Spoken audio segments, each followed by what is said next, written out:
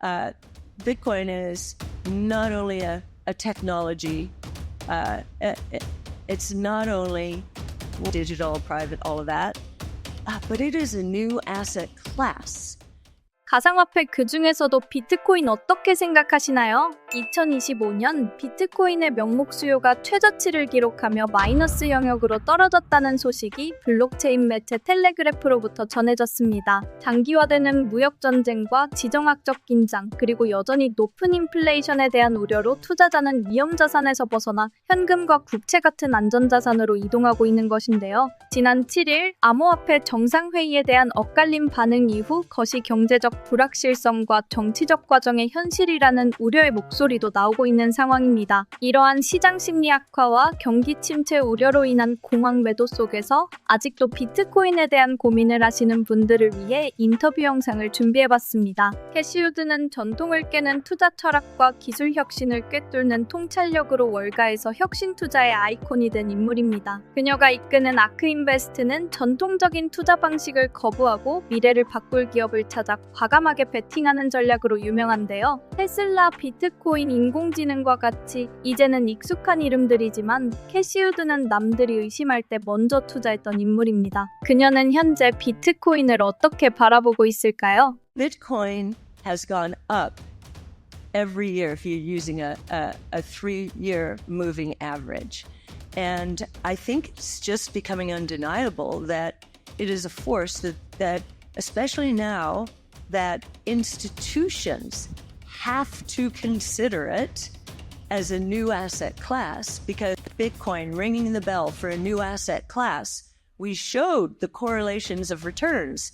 The correlations still, even though traditional investors are getting involved, the correlations with other assets still very low. It's absolutely essential that institutional asset allocators take a look at this asset. If they don't, they're not doing their fiduciary responsibility. So we're trying to help ease them, provide a bridge. Okay, we're talking your language.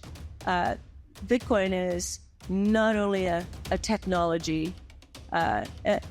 It's not only one of the biggest ideas ever. The global monetary system, rules-based, digital, private, all of that. But it is a new asset class. And when you present investors with those three and they're not knowledgeable enough, it's a little bit threatening, or they feel a bit vulnerable. So we are trying to bridge in with, okay, we're going to talk your language. You need to look at this new asset class. And if we have a world, which we believe we've entered, where 5 major innovation platforms involving 15 technologies are converging and disrupting the entire traditional world order. Well, where 그녀에게 있어서 비트코인은 새로운 자산의 형태를 띠고 있었습니다. 확실히 비트코인은 그 변동성이 아주 심하지만 멀리서 봤을 때 꾸준히 우상향하는 형태의 그래프를 보이고 있습니다. 이렇게 꾸준히 우상향하는 것은 보통 부동산 금과 같이 꾸준히 세상의 흐름에 맞춰 인플레이션을 보이는 것들인데요. 고로 캐시우드는 비트코인을 새로운 자산의 계열에 투자한다는 것입니다. 하지만 어떻게 보이지 않는 것이 자산이라는 의미를 둘 수 있을까요? 비트코인에 과감하게 투자하지 못하는 분들의 대부분이 가상화폐는 말 그대로 가상이고 이는 달리 말하면 없는 것과 같기 때문이라고 생각합니다. 그에 대해 캐시우드는 이런 말을 덧붙입니다. What in that world? Now I'm very confident in our research and in our projections, but if I'm someone who doesn't do what I do all day long, and I'm studying all the ways to hedge against, all the uncertainties out there, ground shifting underneath us technologically, geopolitically. What is the one thing I am certain about? I am certain about 21 million units. I am certain about that. And there have been, for those of you, I don't know if we have an economics-oriented audience here, but Art Laffer actually helped us write that first white paper on Bitcoin, and he said, after he agreed to collaborate with us, and he said, this is what I have been waiting for since the U.S. closed the gold window in 1971. He's been waiting. He's 85 now, I think. This has rejuvenated him. And he's proselytized to the rest of the world, El Salvador, Suriname, he was in Argentina.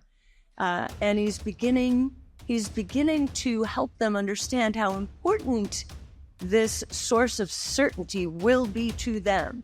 And, one of the biggest things that has surprised us, when we were brainstorming about Bitcoin in the early days of ARK, our working assumption was that the early government adopters of Bitcoin would be in the emerging markets because they live in such a chaotic world that is, they are battered every now and then by the dollar's appreciation, and which, they've got a lot of dollar-denominated debt.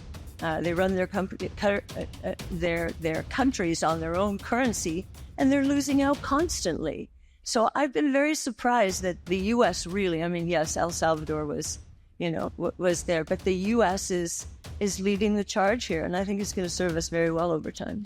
그녀는 우선 비트코인의 유한함을 가장 큰 포인트로 잡았습니다. 유한한 자원이기 때문에 그 가치는 오를 수밖에 없다고 표현한 것이죠. 또한 신흥시장 즉 제3세계와 같이 인플레이션과 달러 강세에 큰 영향을 받는 국가들이 먼저 발을 들여놓게 될 것이라 예측했다고 하죠. 단순히 자신들의 통화를 대체하는 역할이 아닌 위험을 관리할 수 있는 해징 수단으로서 활용한다는 뜻입니다. 끝으로 미국의 전략적 자산에 대한 찬성을 들며 이가 비트코인 시장에서도 긍정적인 영향을 끼칠 것이라 내다봤는데요. 실제로 최근 미국이 비트코인을 전략적 자산으로 받아들이되 우선 민영사상 자산몰수 절차의 일환으로 압수한 비트코인을 자산으로 활용할 것이라고 밝혔습니다. 아직은 세금을 활용해 비트코인을 사들이는 것보다는 조금은 소극적인 방법을 활용한 것입니다. 그럼에도 이렇게 국가적으로도 가상화폐나 비트코인에 대해 긍정적인 의견을 내놓는 나라가 점점 늘어나고 있는 추세입니다. 아직 일반 사람들에게 가상화폐는 다가가기 꺼려지는 분야 중에 하나입니다. 돈 세탁과 같은 범죄에서 사용되기도 하고 실체가 없으니 믿기 힘들죠. 그럼에도 미국과 같은 나라에서 적극적으로 움직이고 투자로 유명한 캐시 우드와 같은 사람들도